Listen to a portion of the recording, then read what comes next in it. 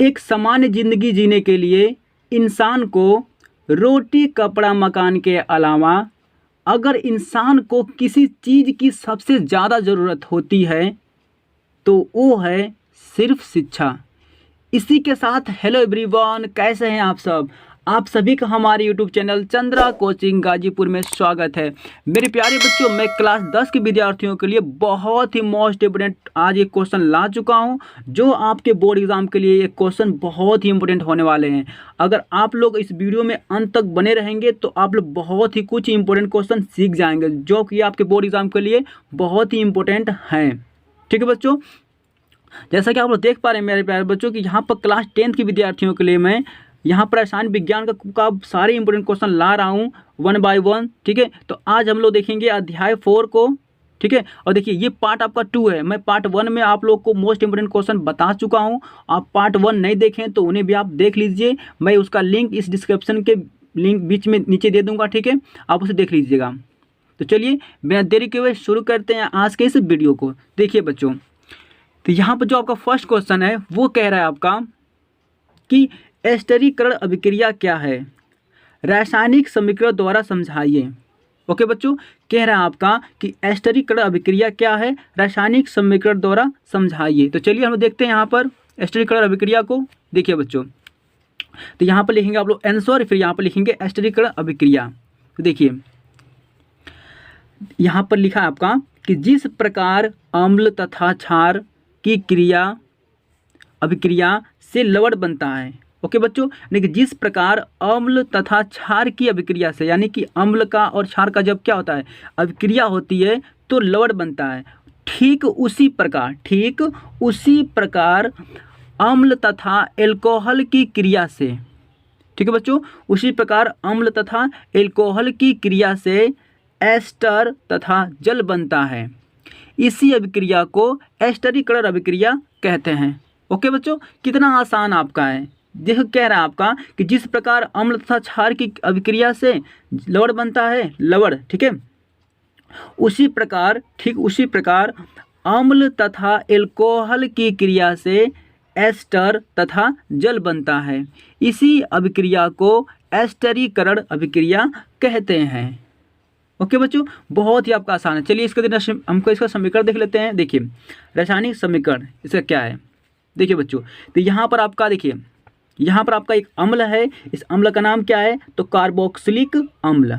Okay, यहाँ पर आपका देखिए बेटा, यहाँ पर आपका एल्कोहल है। ठीक है, यहाँ पर आपका एल्कोहल है। जो हम लोग क्या करते हैं कि कार्बोक्सिलिक अम्ल में यानी कि एल्कोहल को मिलाकर, ठीक है, और सांद्र सल्फ्यूरिक अम्ल के साथ क्या करते हैं, उसको हम लोग उसको गर्म करते हैं तो क्या होता है आपका, तो बेटा यहाँ पर आपका एथिल, देखिए यहाँ पर क्या होता है, देखते रहिए यहाँ पर ध्यान से बच्चों, यहाँ पर आपका एथिल एथेनोएट, ठीक है, एथिल एथेनोएट का निर्माण होता है और साथ में क्या होता है आपका जल बनता है।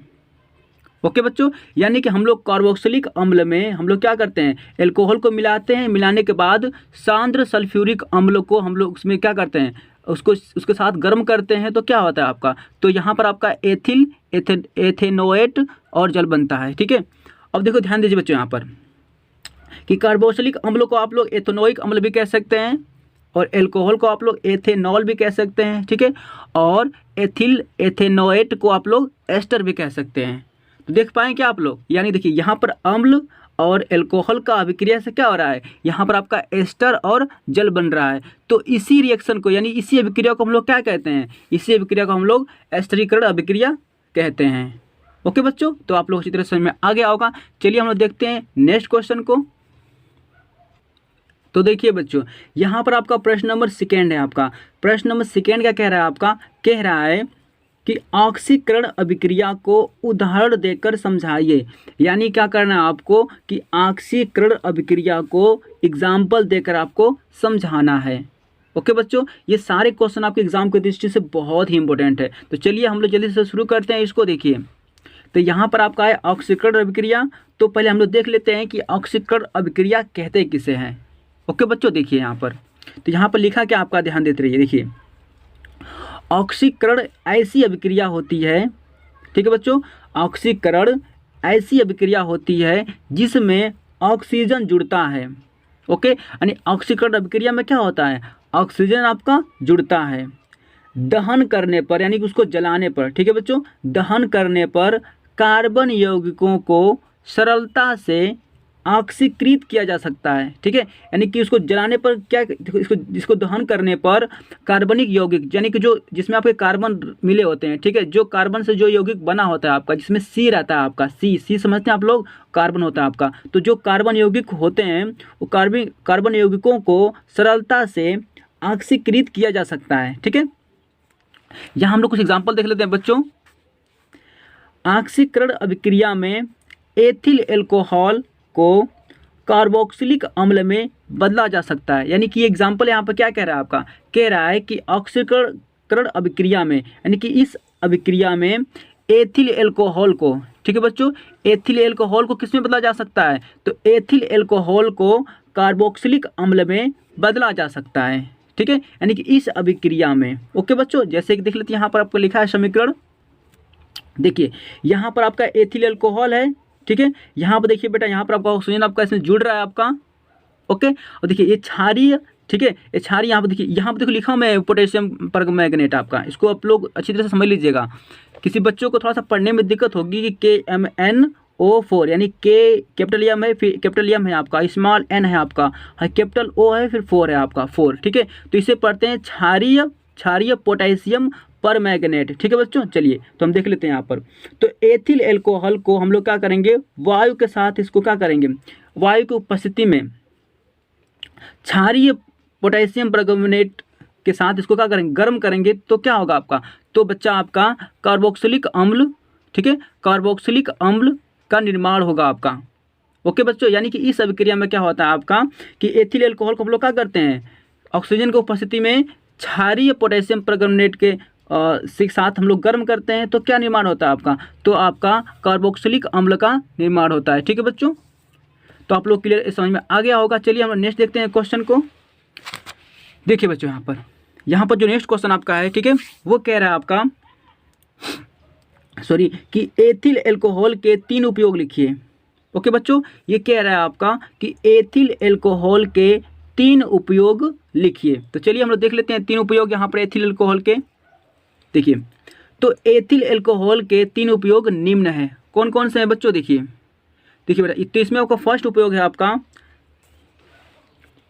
शराब तथा अन्य एल्कोहल पेय पदार्थ बनाने में। यानी कि एथिल एल्कोहल का हम लोग प्रयोग कहाँ कहाँ करते हैं, तो देखिए, तो फर्स्ट हमारा जो उपयोग है वो है शराब बनाने में और अन्य एल्कोहल पेय मतलब कि पीने वाला जो पदार्थ होता है, ठीक है, उसको बनाने में। ओके बच्चों, चलिए सेकेंड हम लोग देख लेते हैं यहाँ पर, यह एक अच्छा विलायक है, ठीक है, यानी कि क्या, यानी कि एथिल एल्कोहल क्या है, एक अच्छा विलायक है, ठीक है, यानी कि विलायक होते हैं आपके ना, ठीक है, तो समझ लीजिए कि ये क्या है आपका, ये है एक अच्छा विलायक है। चलिए हम लोग थर्ड यहाँ पर देखेंगे पॉइंट को।